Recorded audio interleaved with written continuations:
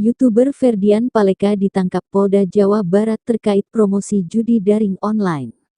Dua situs judi online itu adalah Paradewa 89 dan Bos 388 yang sama-sama mengandung permainan judi seperti poker, kasino, togel, hingga slot yang dilakukannya sejak Maret tahun 2023.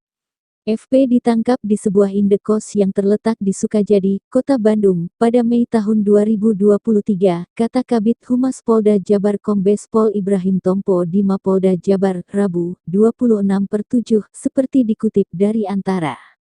Dengan mempromosikan dua situs judi sejak Maret tahun 2023, Ibrahim Tompo menyebut Ferdian Paleka memperoleh keuntungan sekitar 600 juta rupiah yang terdiri atas 570 juta rupiah berasal dari Bos 388 dan sisanya dari Paradewa 89.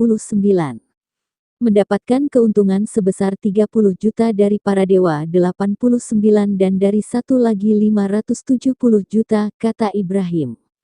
Ibrahim menjelaskan saat ini pihak kepolisian juga telah menyita ponsel dan kanal sosial media, Facebook dan YouTube Paleka TV, dan menyelidiki pihak yang memberikan endorsement kepada Ferdian Paleka.